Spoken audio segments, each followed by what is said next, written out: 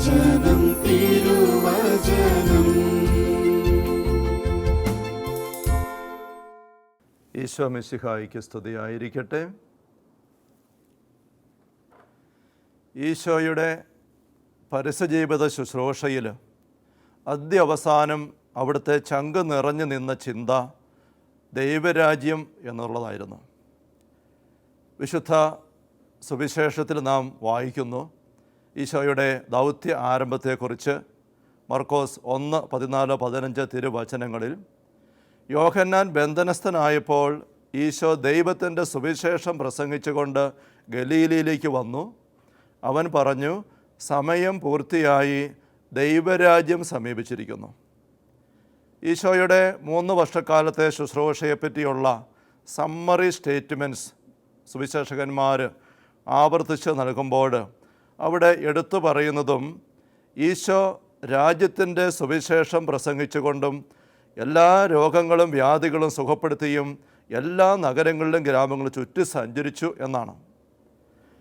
തൻ്റെ പീഡാസഹനത്തിനും മരണത്തിനും ഉത്ഥാനത്തിനും ശേഷം സ്വർഗത്തിലേക്ക് ആരോഹണം ചെയ്യുന്നതിന് മുമ്പുള്ള ആ 40 ദിവസങ്ങളിൽ ഈശോ ചെയ്ത പ്രധാനപ്പെട്ട കാര്യം ദൈവരാജ്യത്തെക്കുറിച്ച് പഠിപ്പിക്കുകയായിരുന്നുവെന്ന് അപ്പോസ്തല പ്രവർത്തനം 1:3 നാം വായിക്കുന്നു. ഇപ്രകാരം പീഡാനുഭവത്തിന് ശേഷം 40 ദിവസത്തേക്ക് ഈശോ അവരുടെ ഇടയിൽ പ്രത്യക്ഷനായി ദൈവരാജ്യത്തെക്കുറിച്ച് പഠിപ്പിച്ചു.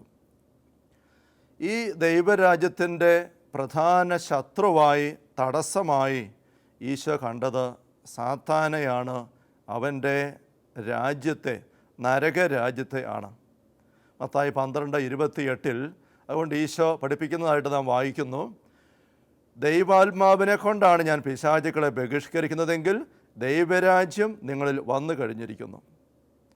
ഈ ഭൂമിയിൽ ദൈവരാജ്യത്തിൻ്റെ ഏറ്റവും സുനിശ്ചിതവും ദൈവസ്ഥാപിതവുമായ അടയാളവും സാന്നിധ്യവും വേദിയുമായി ഈശോ നിയോഗിച്ചിരിക്കുന്നത് തിരുസഭയെയാണ്. പത്രോസിനോട് കേസറിയ ഫിലിപ്പിയിൽ വെച്ച്, പത്രോസെ നീ പാറയാകുന്നു, ഈ പാറമേൽ എൻ്റെ സഭ ഞാൻ സ്ഥാപിക്കും എന്ന് അരുളി ചെയ്ത ഉടൻ ഈശോ കൂട്ടിച്ചേർത്തത് നരക കവാടങ്ങൾ അതിനെതിരെ പ്രബലപ്പെടുകയില്ല എന്ന്.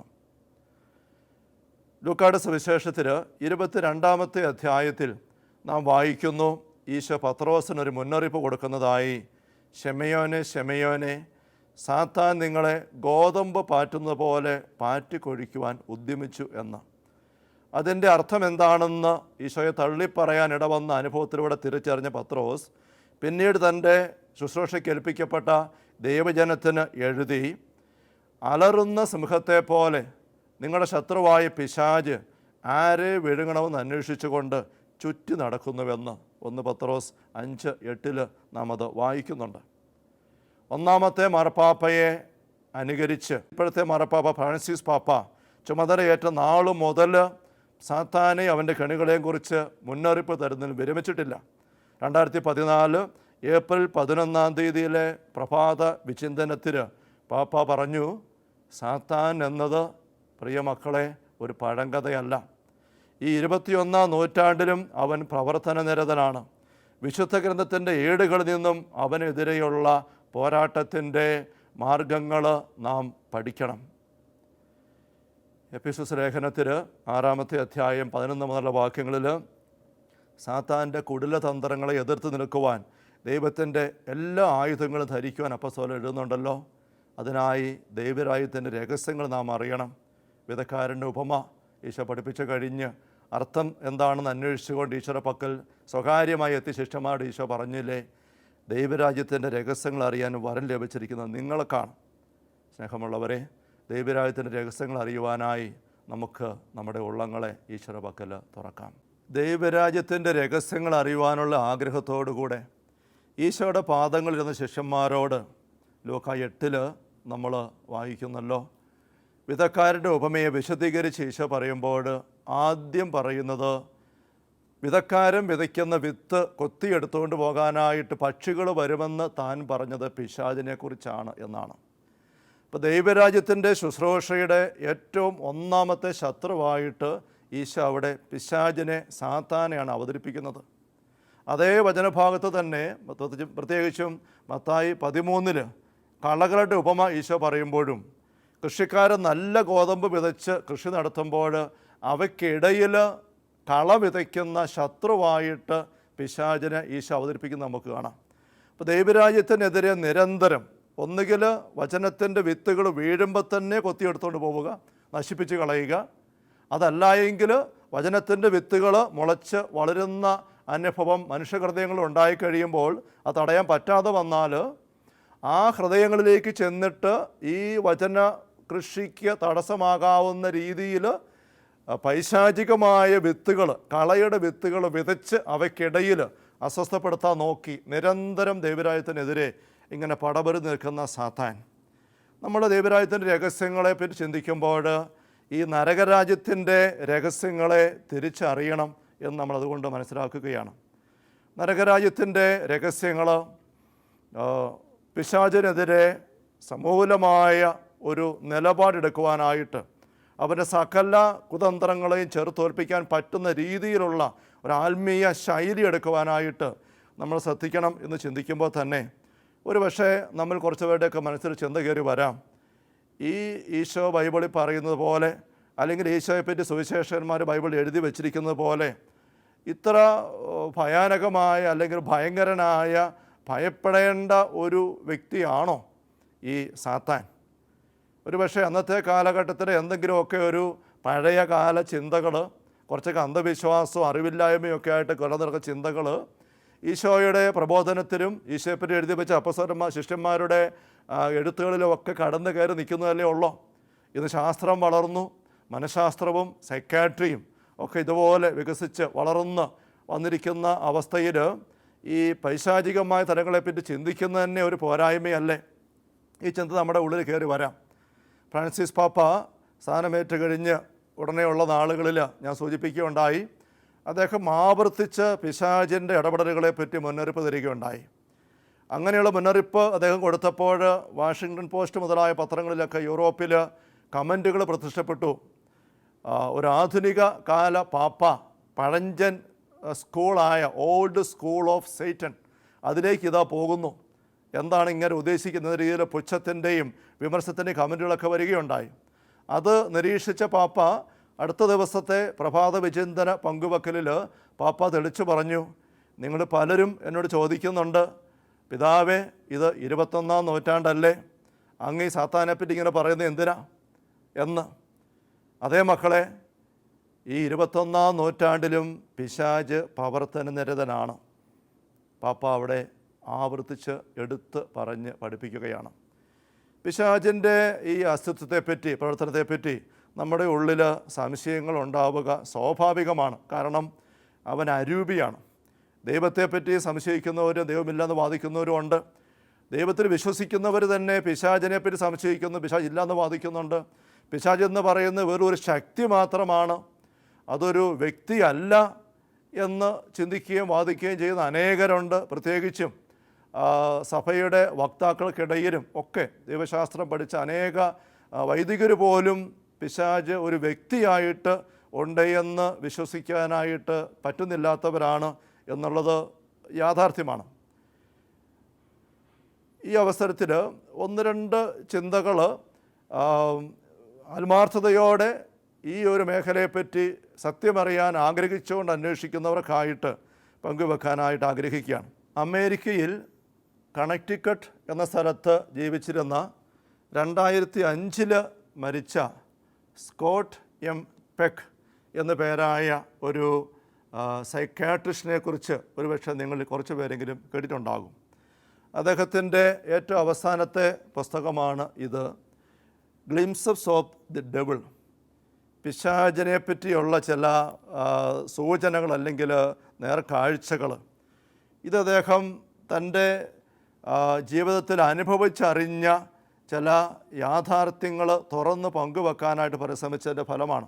ഈ പുസ്തകത്തിൻ്റെ sub title A psychiatrist personal accounts of possession, exorcism and redemption എന്നുള്ളതാണ്. ഇദ്ദേഹം അറിയപ്പെടുന്ന ഒരു ഗ്രന്ഥകാരനാണ്. ദ റോഡ് ലെസ് ട്രാവൽഡ് എന്നൊരു പുസ്തകം ബെസ്റ്റ് സെല്ലറായിട്ട് അദ്ദേഹത്തിൻ്റെ പേരിലുണ്ട്. പിന്നീട് അദ്ദേഹം എഴുതിയ മറ്റൊരു വലിയ ബെസ്റ്റ് സെല്ലർ കാറ്റഗറി വരുന്ന പുസ്തകമാണ് പീപ്പിൾ ഓഫ് ദ ലൈ. ഈ പീപ്പിൾ ഓഫ് ദ ലൈ എന്ന പുസ്തകത്തിൽ അദ്ദേഹം തൻ്റെ ക്ലിനിക്കൽ എക്സ്പീരിയൻസിനകത്തൊന്നും പങ്കുവെച്ച ഒരു അനുഭവം ഉണ്ടായിരുന്നു. അതിപ്രകാരമാണ്. അദ്ദേഹത്തിൻ്റെ പക്കൽ ചികിത്സ തേടി എത്തിയ ഒരു യുവതി, ആ യുവതിയെ സഹായിക്കുവാനായിട്ട് തൻ്റെ മെഡിക്കൽ പ്രാഗൽഭ്യമെല്ലാം ഉപയോഗിച്ച് അദ്ദേഹം പരിശ്രമിച്ചു. നാളുകൾ ശ്രമിച്ചു, മറ്റു ഡോക്ടർമാരുടെ സഹായം തേടിക്കൊണ്ട് പരിശ്രമിച്ചു. അതെല്ലാം നോക്കിയിട്ടും ഈ വ്യക്തിയെ സഹായിക്കാനായിട്ട് സാധിക്കുന്നില്ല. പക്ഷേ ഈ വ്യക്തി യഥാർത്ഥമായ ഒരു രോഗാവസ്ഥ, ദയനീയാവസ്ഥയിലാണ് താനും. ആ ഒരു അന്വേഷണത്തിൽ ഇദ്ദേഹത്തിൻ്റെ ഉള്ളിൽ ചില ചിന്തകൾ വരാൻ തുടങ്ങി. ബൈബിളിലൊക്കെ പറയുന്ന പോലെയുള്ള പിശാചു ബാധ, പൈശാചിക പീഡ, അങ്ങനത്തെ ഒരു അനുഭവത്തിലൂടെയാണോ ഈ യുവതി കടന്നു പോകുന്നത്? അത് വെച്ച് അദ്ദേഹം അന്വേഷിക്കാൻ തുടങ്ങി. പരിചയമുള്ള അച്ഛന്മാരോട് ചോദിച്ചു. അവർ അമേരിക്കയിൽ തന്നെ ഉണ്ടായിരുന്ന മലാക്കി മാർട്ടിൻ എന്ന പേരായ ഒരു ബൈബിൾ സ്കോളർ, റോമിൽ ബൈബിൾ പഠിപ്പിച്ചിരുന്ന അമേരിക്കക്കാരനൊരു അച്ഛനാണ്. അദ്ദേഹം മരിച്ചുപോയി. അദ്ദേഹത്തിൻ്റെ പുസ്തകങ്ങൾ ഈ വിഷയത്തിലുണ്ടായിരുന്നു. ആ അച്ഛനുമായിട്ട് കോണ്ടാക്റ്റ് ചെയ്തു. അപ്പോൾ അച്ഛൻ കുറച്ച് കാര്യങ്ങൾ പറഞ്ഞു കൊടുത്തു. അപ്പോൾ കേട്ടപ്പോൾ അദ്ദേഹത്തിന് തോന്നി ഒരു പക്ഷേ ഈ ബൈബിളിൽ പറയുന്ന പോലെയുള്ള പിശാച് ബാധയുടെ ഒരു കേസായിരിക്കാം തൻ്റെ മുമ്പിലുള്ളത്. അങ്ങനെയെങ്കിൽ അതിനെ സഹായിക്കാൻ സഭയുടെ സഹായം ആവശ്യമാണ്, അവളെ സഹായിക്കാനായിട്ട്. അതിനുള്ള മാർഗം അന്വേഷിച്ച് അദ്ദേഹം എക്സോസിസ്റ്റുകളെ അന്വേഷിക്കാൻ തുടങ്ങി. പല അച്ഛന്മാരെ സമീപിച്ച് അവസാനം മാറി മാറി കണക്റ്റിക്കട്ടിലെ ആർച്ച് ബിഷപ്പിൻ്റെ പക്കൽ അപേക്ഷ കൊടുക്കാനായിട്ട് ഇടവന്നു. അവിടെ അപേക്ഷ കൊടുത്തു. അദ്ദേഹം തന്നെ നേരിട്ട് ചെന്നു. മറ്റച്ഛന്മാരെ കൊണ്ടും പ്രഗത്ഭരായ ആൾക്കാരെ കൊണ്ട്, ഈ മലാക്കിമായിട്ട് അച്ഛനെ കൊണ്ട് തന്നെ ശുപാർശ ചെയ്യിപ്പിച്ച് കത്തുകൾ എഴുതി ആർച്ച് ബിഷപ്പിന്. അങ്ങനെ അവിടെ ചെന്ന് ആഴ്ചകൾ, ഏതാനും മാസങ്ങൾ തന്നെ അദ്ദേഹം പരിശ്രമിച്ചു ഒരു സഹായം കിട്ടാൻ വേണ്ടിയിട്ട്. പക്ഷെ അദ്ദേഹത്തിന് സാവധാനം മനസ്സിലായി. അദ്ദേഹം ഈ പുസ്തകത്തിൽ എഴുതിയിരിക്കുകയാണ്, സാവധാനത്തിൽ എനിക്ക് മനസ്സിലായി ഒരു ബഹിഷ്കരണ ശുശ്രൂഷ എന്ന് പറയുന്നത് സഭ ഇപ്പോൾ കാര്യമായിട്ടെടുത്ത് ചെയ്യുന്നില്ല, അതിനെ തള്ളിക്കളയുന്നില്ല, ഉപേക്ഷിച്ച് പറയുന്നില്ല, പക്ഷേ അത് ഏറ്റെടുക്കുന്നുമില്ല, ഏറ്റെടുക്കാനായിട്ട് ആളുമില്ല.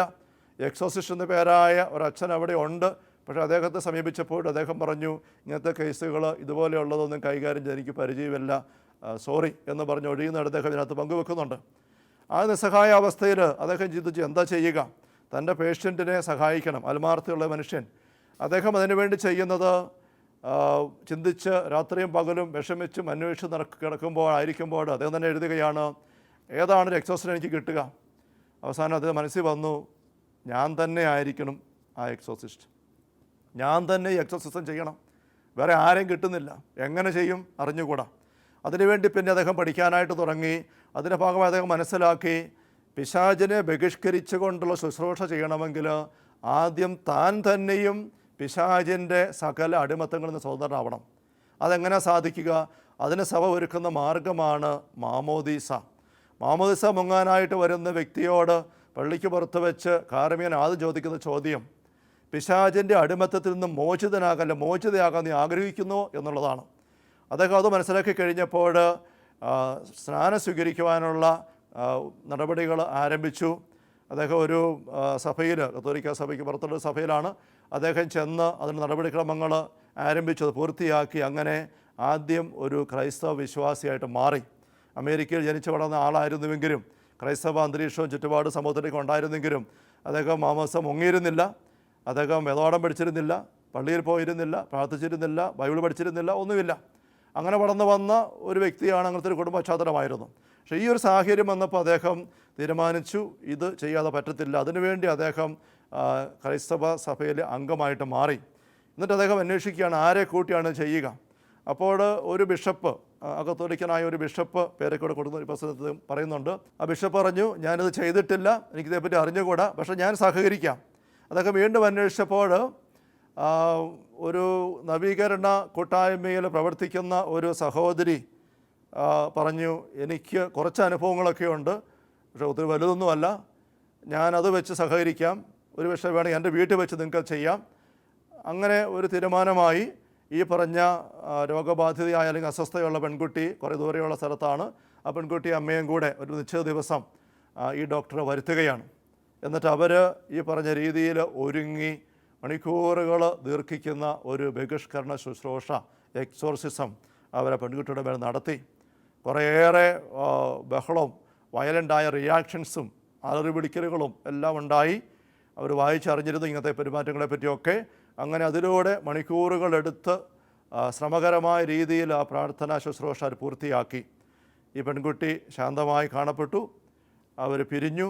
2 ദിവസം കഴിഞ്ഞപ്പോൾ വീണ്ടും ഡോക്ടർ ഇവരെ കോണ്ടാക്റ്റ് ചെയ്ത് അന്വേഷിച്ചു എങ്ങനെയുണ്ട്. അപ്പോൾ പെൺകുട്ടിയുടെ അമ്മ പറഞ്ഞു, വലിയ മാറ്റമൊന്നും കാണുന്നില്ല, ഇപ്പോഴും അവൾ ഏതാണ്ട് അതുപോലൊക്കെ തന്നെയാണ്. ഡോക്ടർ ഓർത്തു കഴിഞ്ഞ ദിവസം കണ്ടതൊക്കെ വെറുതെ ആയിപ്പോയ ഒരു എന്തെങ്കിലും ആട്ടെ. ഒരാഴ്ച കഴിഞ്ഞപ്പോൾ ഡോക്ടർ ഇവരെ വിളിച്ചു വരുത്തി പെൺകുട്ടിയെ നേരെ മുമ്പ് ഇരുത്തി അവരുമായിട്ട് ഇൻട്രാക്ട് ചെയ്യാൻ തുടങ്ങി, സംസാരിക്കാൻ തുടങ്ങി. സംസാരിച്ച് വന്നപ്പോൾ അതേപോലെ ഡോക്ടർ എഴുതിയിരിക്കുകയാണ്, അങ്ങനെ സംസാരിച്ചപ്പോൾ എനിക്ക് മനസ്സിലായി കഴിഞ്ഞ ദിവസം നടത്തിയ എക്സോർസിസം പ്രാർത്ഥന ശുശ്രൂഷ വേസ്റ്റ് ആയിരുന്നില്ല, അത് ഫലരഹിതമായിരുന്നില്ല, ഫലപ്രദമായി എന്ന്. കാരണം അതുവരെയും മാസങ്ങളായി, ഒരുപക്ഷെ വർഷങ്ങളായി തൻ്റെ പക്കലും മറ്റു പല ഡോക്ടർമാരുടെ അടുക്കലും ഒക്കെ പോയി നാനാ രീതിയിൽ സഹായം സ്വീകരിക്കാൻ നോക്കിയിട്ടും നടക്കാതിരുന്ന പെൺകുട്ടിക്ക് ഇപ്പോൾ താൻ പറയുന്ന കാര്യങ്ങൾ ശ്രദ്ധിക്കാനും ഗ്രഹിക്കാനും സാധിക്കുന്നു, അതിനോട് സഹകരിക്കാനായിട്ട് സാധിക്കുന്നു, അതനുസരിച്ച് അവർക്ക് പ്രവർത്തിക്കാൻ സാധിക്കുന്നുണ്ട്. ചികിത്സയുടെ അല്ലെങ്കിൽ ഒരു സൗഖ്യത്തിൻ്റെ വഴിയിലൂടെ മുന്നേറുന്ന പുരോഗമിക്കുന്ന ഒരവസ്ഥയിലേക്ക് പെൺകുട്ടി വന്നുവെന്ന് അദ്ദേഹം തിരിച്ചറിയുകയാണ്. അങ്ങനെ അദ്ദേഹം എഴുതി ആ എക്സോർസിസം ഒരു വിജയമായിരുന്നു എനിക്ക് മനസ്സിലായി. പിന്നീട് ഏതാനും പ്രാവശ്യം കൂടെ എക്സോർസിസം അദ്ദേഹം നടത്തി. ആ പെൺകുട്ടി സൗഖ്യത്തിലേക്ക് എത്തുകയാണ്. അദ്ദേഹത്തിന് വലിയൊരു കണ്ണു തുറക്കൽ അനുഭവമായി മാറി. പിന്നീട് അദ്ദേഹം മറ്റൊരു 1-2 പേരെ കൂടി ഇതുപോലെ തന്നെ സൈക്കാട്രി കേസിൽ വന്നത് അദ്ദേഹം സഹായിക്കാൻ നോക്കുന്നുണ്ട്. അതിൻ്റെ അനുഭവങ്ങളും അദ്ദേഹം ഈ പീപ്പിൾ ഓഫ് ദ ലൈ എന്നുള്ള പുസ്തകത്തിലൊരു അധ്യായത്തിൽ 2 സംഭവങ്ങൾ അദ്ദേഹം വിവരിച്ചു. അത് വായിച്ച ആൾക്കാർ ഇദ്ദേഹത്തോട് ആവശ്യപ്പെട്ടു, നിങ്ങളൊരു സൈക്കാട്രിസ്റ്റ് അല്ലേ, അമേരിക്കയിൽ ഈ നൂറ്റാണ്ട് ജീവിച്ചിരിക്കുന്ന വ്യക്തി, നിങ്ങൾ എന്തായി പറയുന്നത്, നിങ്ങൾക്ക് പറയുന്നത് അത്ര ബോധ്യപ്പെട്ട കാര്യമാണ്, അതേപ്പറ്റി വിശദമായിട്ട് നിങ്ങളൊരു സൈക്കാട്രിസ്റ്റിൻ്റെ പശ്ചാത്തലത്തിൽ നിന്നുകൊണ്ട് അതേപ്പറ്റി ഒന്ന് വിശദീകരിച്ചൊന്ന് എഴുതിക്ക്, ഒരു പുസ്തകം എഴുതുക. അങ്ങനെ ഒരു ഡിമാൻഡ് വന്നു. 20 വർഷം വേണ്ടി വന്നതിന് ആ പുസ്തകം ഒരു യാഥാർത്ഥ്യമാക്കി തീർക്കാൻ. അത് യാഥാർത്ഥ്യമായതാണ് ഈ പുസ്തകം. ഇതിൽ അദ്ദേഹം ആ 2 സംഭവങ്ങളെ സൂക്ഷ്മമായിട്ട് വിശകലനം ചെയ്യുകയാണ്. A psychiatrist personal accounts of possession, exorcism and redemption. അദ്ദേഹത്തിൻ്റെ സൈക്കാട്രി കാഴ്ചപ്പാട് നിന്നുകൊണ്ട് അത് അവതരിപ്പിക്കുകയാണ്. ഈ പുസ്തകത്തിൻ്റെ കൺക്ലൂഷനിൽ അദ്ദേഹം എഴുതിയിരിക്കുന്ന 1-2 കാര്യങ്ങളൊന്ന് നമ്മൾ അദ്ദേഹത്തിൻ്റെ തന്നെ വാക്കുകൾ കേൾക്കുന്നതും നല്ലതാണ്. അദ്ദേഹം എഴുതിയിരിക്കുകയാണ് കൺക്ലൂഷനിൽ, until the day I met Jersey, പെൺകുട്ടി പേരതാണ്, ഒരു പക്ഷേ ഒറിജിനൽ പേരല്ലായിരിക്കാം. Until the day I met Jersey I did not believe in the devil. ഈ പെൺകുട്ടിയെ കണ്ടുമുട്ടുന്നിടം വരെ ഞാൻ പിശാചുണ്ട് എന്ന് വിശ്വസിച്ചിരുന്നില്ല. Or to be perfectly precise, കൃത്യമായിട്ട് പറഞ്ഞാൽ, up until 3 hours after I had met her, I was 99+% sure that the devil did not exist. ഈ പെൺകുട്ടിയെ കണ്ടുമുട്ടി 3 മണിക്കൂർ ആകുന്നിടം വരെയുള്ള സമയത്ത് കാലഘട്ടത്തിൽ എൻ്റെ ജീവിതത്തിൽ 99+% ഞാൻ എനിക്ക് ഉറപ്പായിരുന്നു പിശാച് എന്ന് പറയുന്നത് ഇല്ല എന്ന്. Indeed, I was using Jersey as part of a strategy to prove the devil's non-existence as scientifically as possible to myself. യഥാർത്ഥത്തിൽ അദ്ദേഹം പറയുകയാണ്, ഒരു ഏറ്റുപറച്ചിൽ പോലെ ഈ ജേഴ്സിയുടെ കേസ് പൊസഷൻ്റെ രീതിയിൽ പരിഗണിച്ച് ബഹിഷ്കരണം നടത്താനായിട്ട് താൻ ഒരുമ്പെട്ടപ്പോൾ തയ്യാറായപ്പോൾ പോലും തൻ്റെ ഉള്ളിലുള്ള ഒരു ചിന്ത പരമാവധി പിശാച് ഇല്ല എന്ന് പരമാവധി ശാസ്ത്രീയമായിട്ട് തെളിയിക്കണം തൻ്റെ ബോധ്യത്തിന്. അതിനുള്ള പറ്റിയൊരു അവസരമാണ് കിട്ടിയിരിക്കുന്നത്. അങ്ങനെ വെച്ചാൽ താൻ ആരംഭിച്ചത് പോലും. അദ്ദേഹം വീണ്ടും എഴുതുകയാണ്, 3 months later, 3 മാസം കഴിഞ്ഞപ്പോൾ, എന്നുവെച്ചാൽ ഈ പെൺകുട്ടിയെ ഈ പ്രാർത്ഥന കൈകാര്യം ചെയ്യാനുള്ള നടപടിക്രമങ്ങൾ ആരംഭിച്ചു കഴിഞ്ഞു.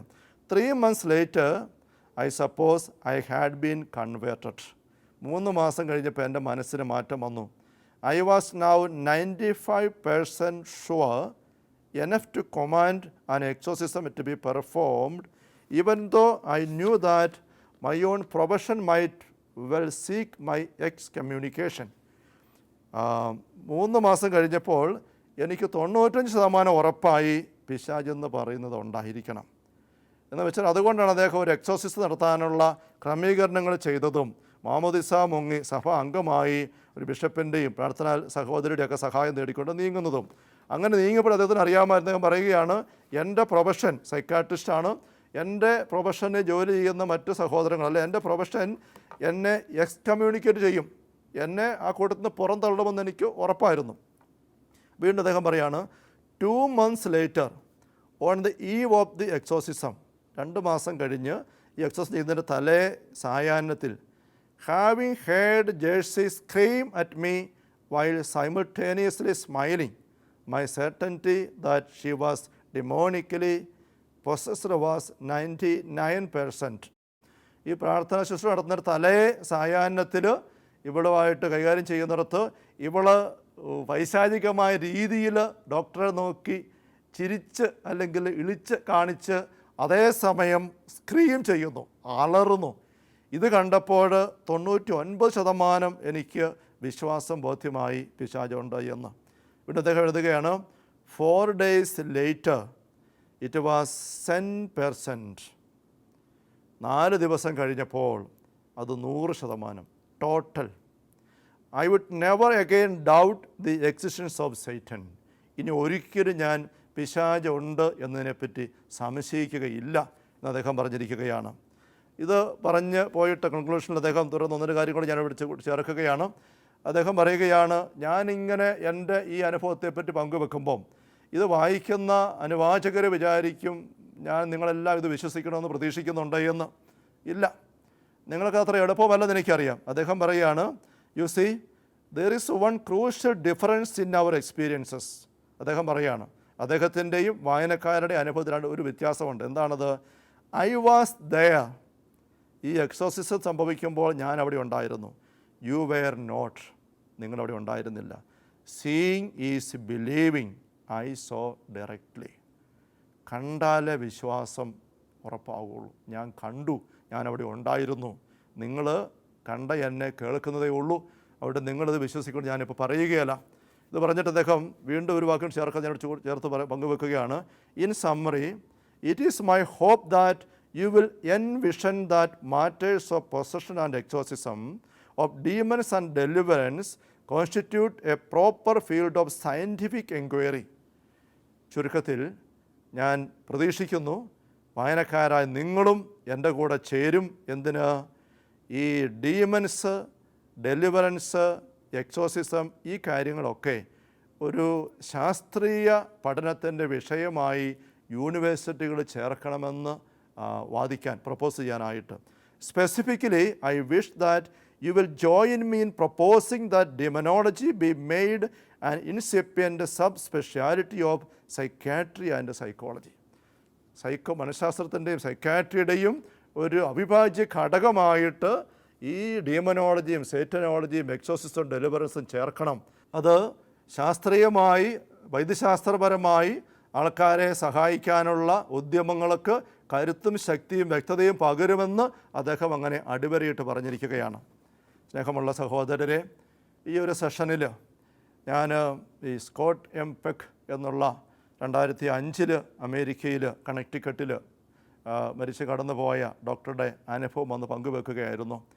നമുക്ക് സഭ പഠിപ്പിക്കുന്ന കാര്യങ്ങൾ, വിശുദ്ധ പഠിപ്പിക്കുന്ന കാര്യങ്ങളൊക്കെ നമുക്കുണ്ട്, സൈറ്റനെ പറ്റി, അവൻ്റെ കുതന്ത്രങ്ങളെപ്പറ്റി. എങ്കിലും അത് നമുക്ക് അതിലേക്ക് വരണം കൂടുതൽ അടുത്ത സെഷനുകളിൽ. എങ്കിലും സഭയ്ക്ക് പുറത്തുണ്ടായിരുന്ന ഒരു മനുഷ്യൻ, വിദ്യാഭ്യാസമുള്ളൊരു മനുഷ്യൻ, നമ്മുടെ തന്നെ കാലഘട്ടത്തിലെ ഒരു മനുഷ്യൻ, യൂറോപ്പിൽ അമേരിക്ക ജീവിച്ചിരുന്ന ഒരു മനുഷ്യൻ ഈ ഒരു വിഷയത്തിൽ ഇറങ്ങിച്ചെന്ന് കണ്ടുപിട്ടി ബോധ്യപ്പെട്ട് കഴിഞ്ഞ് പങ്കുവച്ചിരിക്കുമ്പോൾ അത് നമുക്കും ഒരു സത്യ അന്വേഷണത്തിൽ സഭയ്ക്ക് വിശ്വാസത്തിൻ്റെ തലത്തിൽ പുറത്ത് നോക്കുന്ന ആ ഒരു പശ്ചാത്തലത്തിൽ പോലും ഈ കാര്യങ്ങൾ വ്യക്തത കിട്ടാനായിട്ട് സഹായിക്കും. നമുക്കൊരു നിമിഷം നമ്മുടെ ഉള്ളങ്ങളെ നല്ല ഈശോയുടെ മുമ്പിൽ പ്രാർത്ഥനാപൂർവ്വം ഉയർത്താം. കർത്താവായ ഈശോയെ, അങ്ങയുടെ പക്കലെത്തി വിധക്കാരൻ്റെ ഉപമയുടെ അർത്ഥമെന്തെന്ന് ചോദിച്ച ശിഷ്യന്മാരോട് അങ്ങ് പറഞ്ഞു, ദൈവരാജ്യത്തിൻ്റെ രഹസ്യങ്ങൾ നിങ്ങൾക്ക് ഞാൻ പകർന്നു തരാം, അല്ല വരം നിങ്ങൾക്ക് ലഭിച്ചിരിക്കുന്നു. എന്നിട്ടങ്ങ് ദൈവരാജ്യ ശുശ്രൂഷ വിധക്കാരൻ വിതയ്ക്കുന്ന വിത്തിനെതിരെ ഒന്നാമത്തെ ശത്രുവായിട്ട് പിശാചിനെ ചൂണ്ടിക്കാണിച്ചു. ഞങ്ങളതേപ്പറ്റി വായിച്ചറിയുന്നു. കർത്താവായ ഈശോയെ, ഞങ്ങളുടെ ബുദ്ധിക്ക് പ്രകാശം നൽകണമേ. അങ്ങ് പിശാചിനെ അവൻ്റെ കുതന്ത്രങ്ങളെ എങ്ങനെ മനസ്സിലാക്കിയോ, എങ്ങനെ കണ്ടോ, അതുപോലെ അവയെ കാണാനും അവയ്ക്കെതിരെ ശക്തമായ ധീരമായ നിലപാട് അങ്ങയുടെ മാതൃക അനുസരിച്ച് സഭയോട് ചേർന്ന് എടുക്കുവാനുള്ള കൃപയും വെളിച്ചവും നല്ല ദൈവമേ ഞങ്ങൾക്ക് ഓരോരുത്തർക്കും നൽകണമേ. പരിശുദ്ധാത്മാവേ ഞങ്ങളുടെ ബുദ്ധിയെ പ്രകാശിപ്പിക്കണമേ. നമ്മുടെ കർത്താവ് ഈശോ മിശിഹായുടെ സമൃദ്ധമായ കൃപയും അനുഗ്രഹങ്ങളും പിതാവായ ദൈവത്തിൻ്റെ അവർണ്ണനീയമായ സ്നേഹവും പരിശുദ്ധാത്മാവായ ദൈവത്തിൻ്റെ നിരന്തരമായ സഹവാസവും സ്നേഹമുള്ളവരെ നാം ഓരോരുത്തരോടും കൂടെ ഉണ്ടായിരിക്കട്ടെ, ഇപ്പോഴും എപ്പോഴും എന്നേക്കും. ആമേൻ.